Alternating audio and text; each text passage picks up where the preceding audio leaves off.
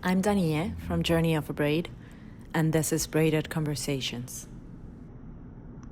So today I want to talk about one of my favorite performance and visual artists, Ana Mendieta. Ana Mendieta, who is extremely well known. She was 36 years old when she died. The reason why I find her story interesting is because it seems that if you pay enough attention, there is a mixture. Like past, present, and future are braided into one in a very interesting way.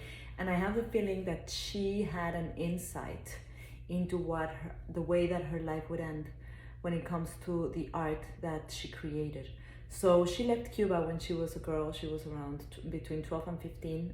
She left with her sister through the Peter Pan program, which is a program that helped children from Cuba to find a home here in the United States.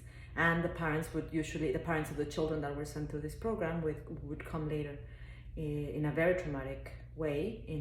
And the children would just be sent to foster care or to orphanages, and obviously leaving great emotional scars afterwards.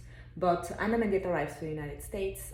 She studies art, and her art is basically performance art that she would do without an audience, but she would always document in a very special way. And so what we have right now is mostly videos and photographs of what she did. And what her art is about is like how she sort of takes space in nature. Like it's all about her silhouette, but traced with different elements like earth, like leaves, like flowers, like blood. So the reason why I think that it's really interesting the way she lived and the way she died is that the way that she died was she was at her apartment in New York with her partner at that time, who she was married with. His name is Carl. I don't know his last name. I don't want to remember it either, because it seems that it was a case of domestic violence, but she fell from a 33rd floor on their apartment in New York. And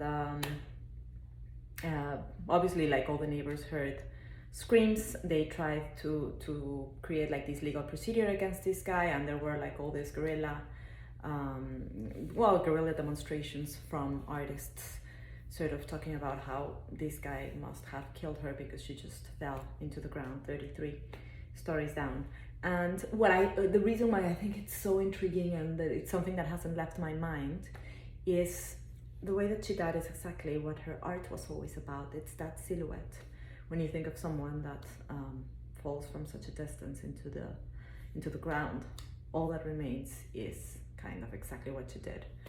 So, as her art, it's for me, it's something. It's one of those stories that really make me think about that process of braiding between past, present, and future, and how much there is that we don't really see, and how important it is to go beyond what science or words can explain, which is basically the function that art plays in our lives, and why once you get into the narrative of art, it becomes so intriguing and so exciting to understand this dialogue.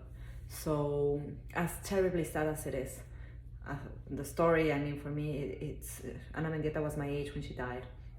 She was born the day my son was born, and she died the year I was born. And she has been one of the artists that has marked performance art forever.